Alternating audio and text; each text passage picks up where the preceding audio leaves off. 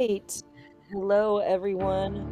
Welcome to the pilot episode, season one of Histories of Horror. Today, AL and I are going to talk about 6 degrees from horror, social media communities, and true crime. Sometimes the real horror is lurking in the same digital community. To get started, how about you give us a brief introduction on who you are, AL? My name is A.L. Knuckles. I am a mother of two fur babies. I am the wife of a man that I've been with for 23 years. I've been in the community with Cy for about 2 decades now. We have been doing a lot of things together. She's one of my best friends. We've been writing and ghostwriting and enjoying life. That sounds like about right. So, in Histories of Horror's premiere episode today, AL and I are exploring a chilling true crime case that hits closer to home than we could have ever expected. I mean, honestly, you don't go into any place expecting something crazy to happen, but this is probably one of the craziest things that have happened in our interconnected lives in the 20 years that we've been friends. What would you say? Yeah, it's pretty amazing that this happened right under our noses to somebody that we actually knew. Yeah, nearly 20 years ago, Dale and I met through a site called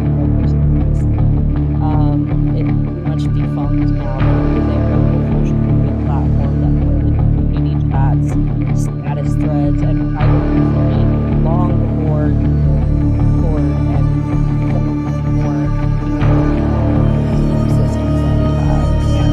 So we met there, and first thing a lot of we were mostly frequenters of the chat. So among that chat, they had Ariel and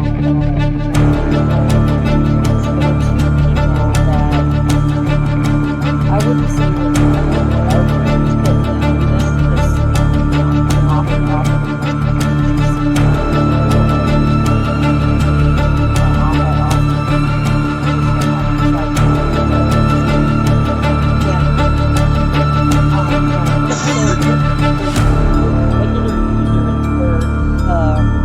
mostly a woman called Nancy. And then on occasion there was a dude named Cody that I think besides the thing the people that might listen to this were regulars. There were 3 different people that were called Cody, and I was like, this is not my Right. I had to say that. This is not my anyway, almost there. But with Meeksy and Crows, we weren't friends with them, but like I said, we were familiar. And in the year 2011, something just scary and horrible happened. What do you remember about how it started off about? Back in 2011, I remember that everything was dark. The vampirism was very vague. Everybody wanted to be a vampire back then, or wanted to be involved with somebody that was a vampire, or they thought they were a vampire. It was just a big craze. And I remember back then when I used to hang out with my two brothers, another wife, and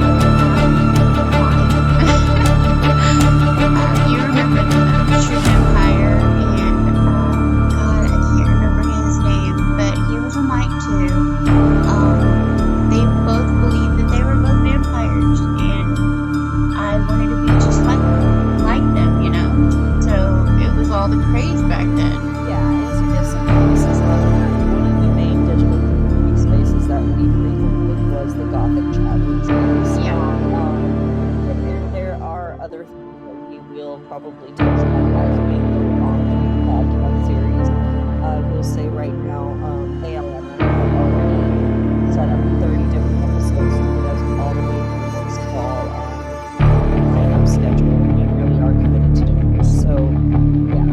So we moved off anyways, and like I said, lots of stuff to talk about, and especially with the entire thing. I don't want to take up too much time explaining all of that. I think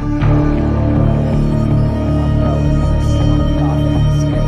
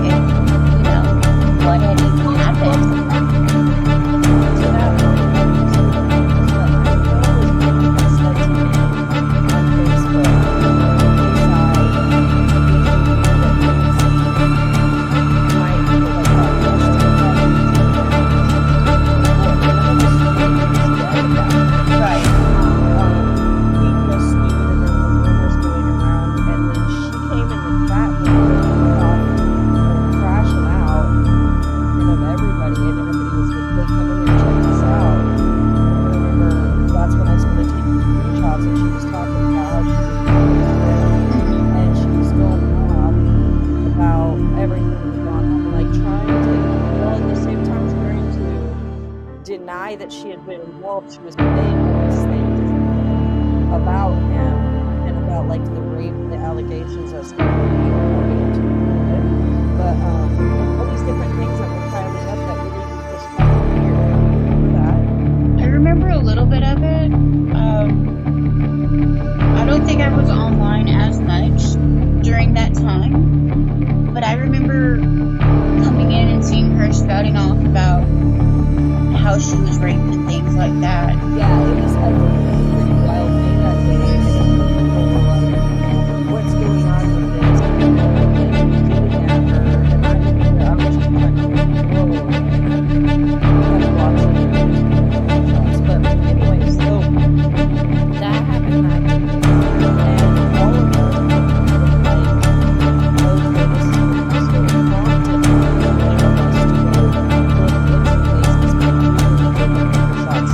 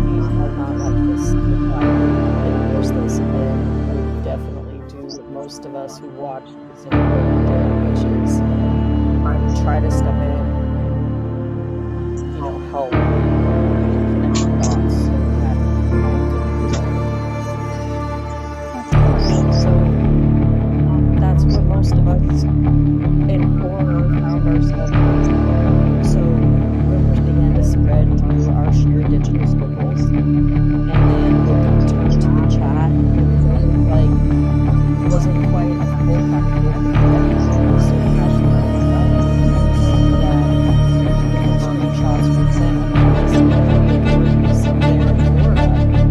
And what we didn't know was simultaneously was the actual part of this case. This was just one of the millions of scope that we had as shared different but what we didn't know was a woman who was 18 years old by the name of Jacob Hendershot, which is what tied the missing code, Stephanie apparently created this elaborate tale, and she was into one of the documentaries interested. She said that she thought she was a hybrid vampire werewolf. These things are all, of course, any resources online from across the internet because she didn't discuss it. Anyway, she said she believed all the things, and she happened to Jacob because this is what actually went down. So in the summer of 2011, Jacob got connected with his mother, who he had been disconnected from for several years as he was raised by his grandparents until he was a teenager at the point that he decided he was going to go visit his mother in Florida. She lived in Berkeley. And so Jacob traveled from out of state to go visit his mother for the summer. And it so happened that Stephanie Christie used to babysit for Tammy and Joel because Tammy had two children from the age of 10 and 14. And that was so important for them to keep those families. But anyway, so Stephanie comes from Montana State, and she happened to be this young teenage boy. And like I said, she was 18 years old,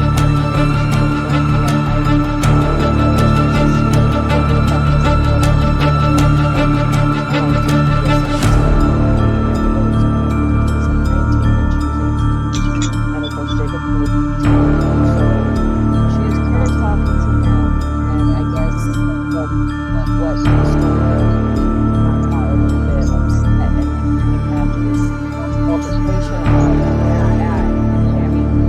I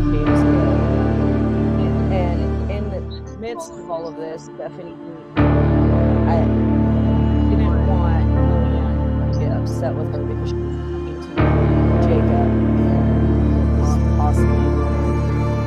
And so she told him that Jacob had attempted to rape her. And when she told Julian and all of them they were like, what? And so they decided to orchestrate an ambush on the 16-year-old pair together. And they had Stephanie and Jacob invited to the guys that they were hanging out and her and Jacob. But when Jacob got to the apartment, he told them that first punch was Julie's name.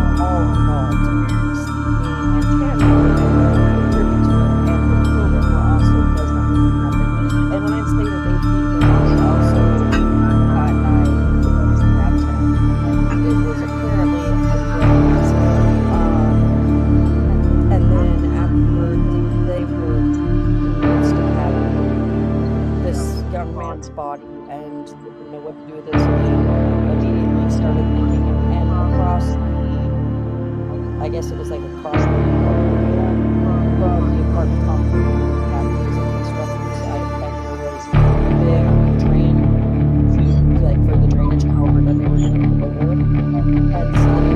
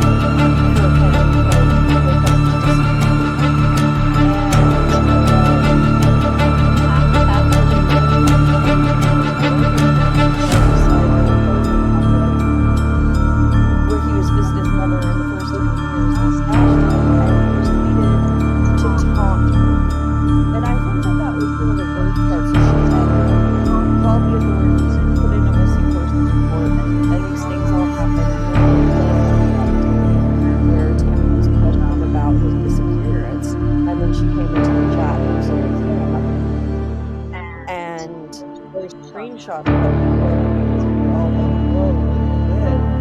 We were then sent to the authorities, and at the same time as that was happening, Bethany Christie was on Facebook, making post after post that were odd and suspicious, which helped lead them to continue questioning that pathway, and them finding out after one of the being missing that he had been stashed in his there right there across the road. I just think haunting is another one. Yeah, I don't know why they would torture her like that. She didn't deserve any of it. Yeah.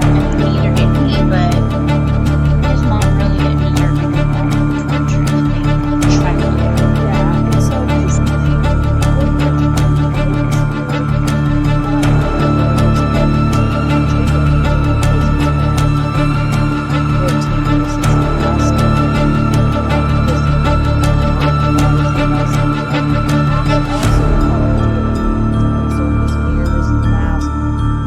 sometimes even monsters, because how close to horror are we really every time we're scrolling? And honestly, sometimes it's just simply the way, as you can see, this is what happened. That's right.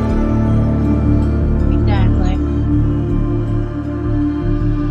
So, I know that as it was looked at, Tammy had been questioned and she was arrested, and then recently she was detained again, because she had been on record and started posting more about it after they had found her body.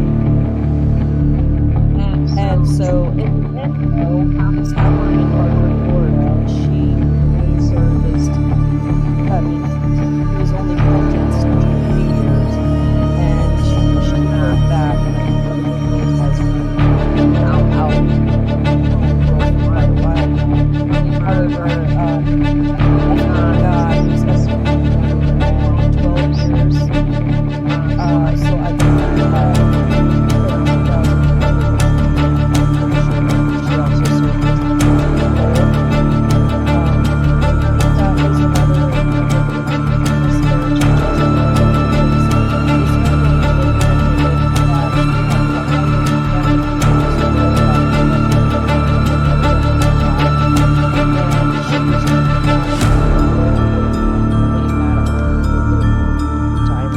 Yeah.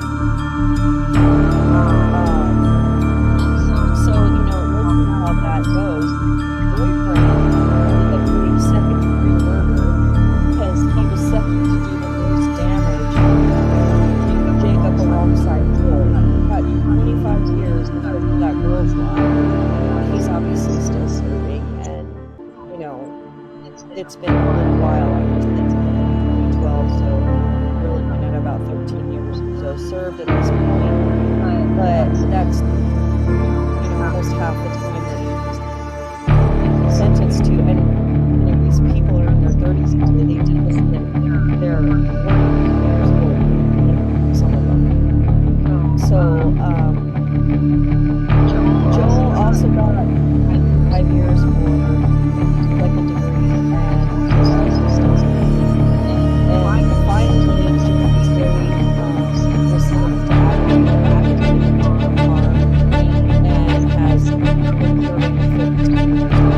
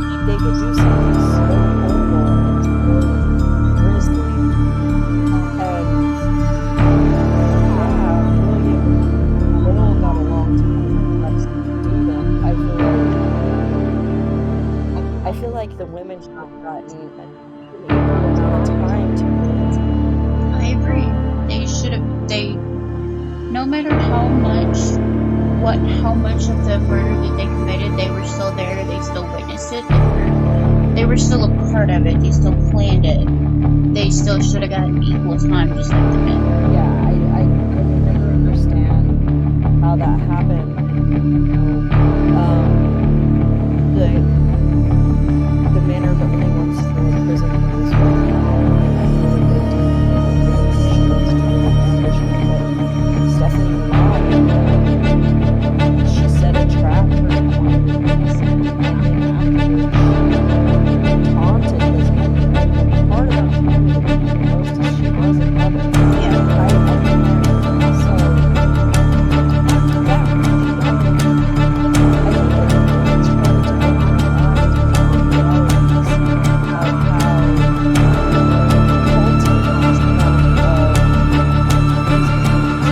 A character to where we can become somebody else. And I think that with them, they took their characters probably too far into their reality. And when I heard about all of this, it made me take a step back and say, whoa, what's really going on in this world? Right. And at that point, I mean, it kind of really, I was already going through it, but I really dove into what I was going to do and take those concepts and those ideas that we were having fun with in a way that was more productive and less toxic. Right. And so, like, we collaborated on a story that was an anthology. Things that have been done that showed how we can use these creative desires and interests to build something and it stand out as how those people truly live. Not everybody oftentimes we hear about associating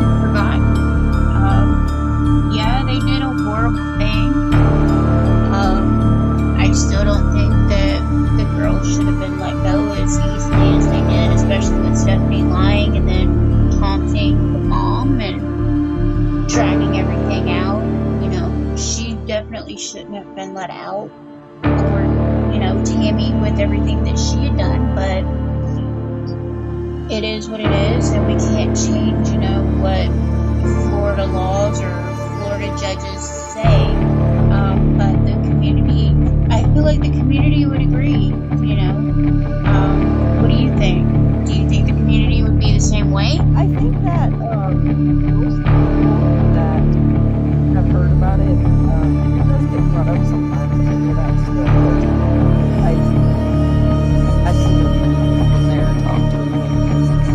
I think a couple years ago, actually, there were some young people around my daughter's age that wasn't there that was experiencing that trafficking, and I was so frightened. But I was like,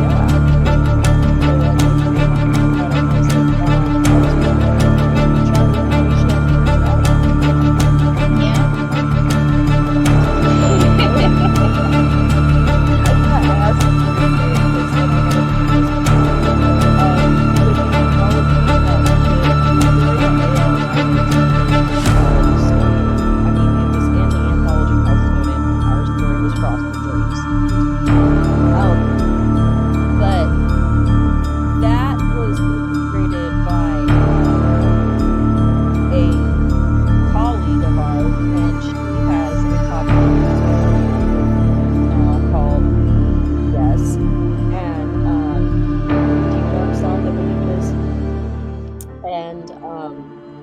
I was discussing what we were about to do with bringing Histories of Horror out here, and she was looking over cool some cross promo, and I was like, that's fun. Anyway, and I explained to her a little bit about the Hendershot case, because it took place in Florida, and I know people get to your dark south, so that she might not have known about this man. It's called the Vampire. Sometimes in some episodes, like it was like discovery, they call it the cult. I don't really know. I can say that the cult people, but they did have some cult. To me, it sounded like they were trying to start their own cult and create it to where they were the leaders and such. But I mean, like, to the outside world, it didn't even look like, they were trying to do more than what they needed to do. Like, to other people, it could look like they were trying to start their own vampire thing, and they were just, to me, it was just they were trying too hard. They wanted to try to be something that they weren't, and this was the way to, yeah. So it essentially was just like they kind of lost, their traction on that, and they just decided to go for the more extreme. But so she asked me, podcast host, how were you guys proximity to this? Yeah, I know that's kind of a weird thing to say. I was privy to someone who was an accomplice to murder using their shit in the chat place, but it happened.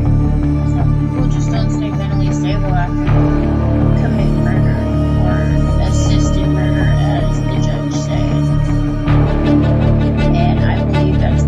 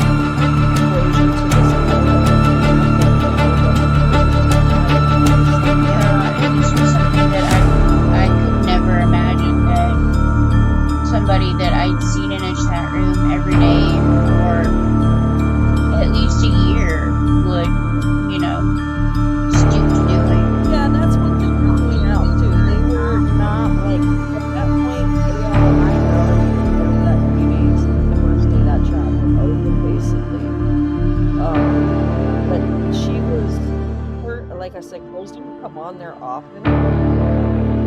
And she was on there like every day for like a year, but it wasn't.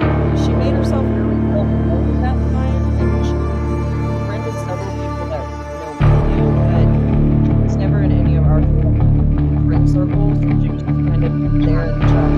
And it was about a year that she was there, but I heard that after briefly did make an appearance back there. I was Yeah, since I came back to Monroe, I went back about a year ago, and I mean, I go on off and on just to talk to people that I don't talk to on Discord. I mean, like, I haven't seen her.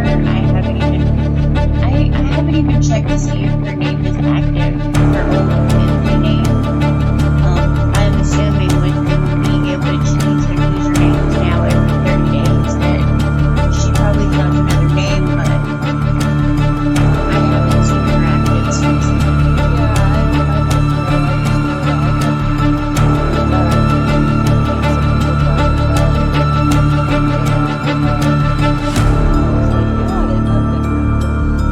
It's been, at that point, closer to a decade, it's been since that happened, but, James, is widely available on a few different places. I found and shared a list of resources that people can check out on one of those different little platforms that are out there. But some of the 6 degrees from horror, unique communities, and true crime reference resource citations include an episode called Good versus Evil. Episode study. Good versus Evil in the Good Son, that covers the murder and type of profile of two victims. There is also a podcast called True Crime All the Time. There is a blog, archive, Bonnie's blog. She's got Jacob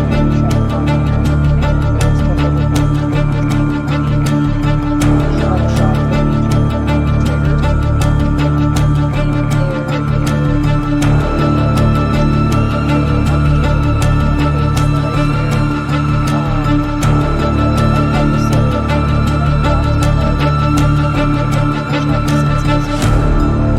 and then again, a couple of more documentaries, dark mutations of the knowledge worker. Season 1 episode called Hollywood Bonded Records. Stephanie Pisty and the Jacob Hendershot case is featured on that one. One that I watched and actually really found to be insightful is a Murder Among Friends episode called that was season 1 episode 10, and it is a very in-depth good one that I think gives a lot of insight into some of the ways that Stephanie was before and kind of how she was able to influence Jacob and more about their friendship as it was opposed to the other people that actually were assaulting for her. And we didn't want to talk about something interesting here to interject. Just the other day we were talking about Charles Manson. Right. Do you remember what I said? That Charles Manson was convicted for all the murders, except he never committed anything. He only convinced people to keep committing for him. Yes.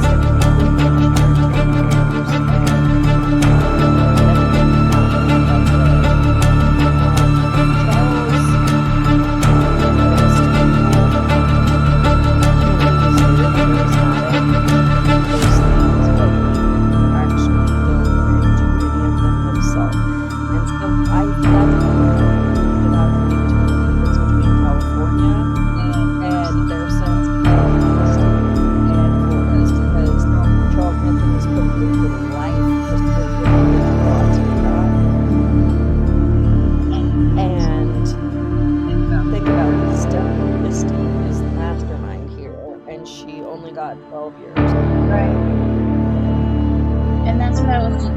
what I was talking about the other day. I don't understand why both of those girls, they got such light sentences, but yet they helped figure out everything that needed to be done. However, they weren't the ones that pulled the last blow. And yet they got such short sentences, it does not make sense. It's very scary because when you see that there are people like that who can convince other people to do such horrible, atrocious, terrible things, that will take away the life of a 16-year-old boy, but also they influence them, all of these men, to do a thing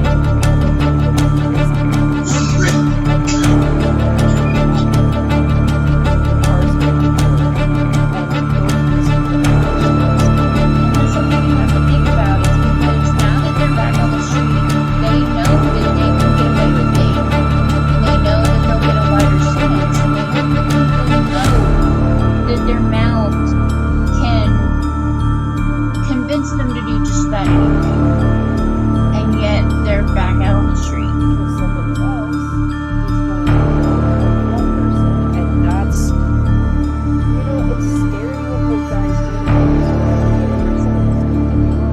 Right. But the ability to influence others in such a way, and they are so methodical. And again, I'm not any mental health specialist. Don't diagnose anybody. Don't get me wrong, don't diagnose me. But that does show me something right to consider. Is this person sociopathic? Are they, narcissist? Are they a psychopath? Something is definitely awry, and you have to realize that, especially when you're going into these spaces. And I think that those people are attracted to why these kinds of things, especially if you follow true crime as a concept, you start to see, you can't help but just start to see the recognition of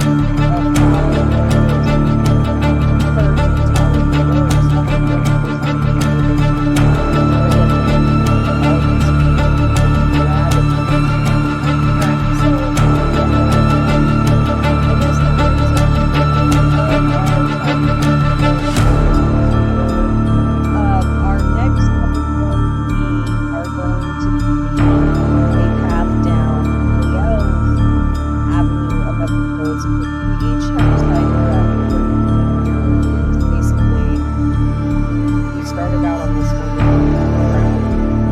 but it's going to be one episode again. We're going to do this bi-weekly. Is going to be from a list of AL's curated episodes, and the other is me. And I know I'm really excited about talking about his favorite things because Yeah, it was a great experience to actually be in the presence of the big building that used to house so many people that were either what they called mentally insane or just sick. And then experiencing everything I did with my now departed friend Lisa, it was an experience and a half. yeah, Lisa was a very interesting personality. I remember I did a podcast with AL weeks ago.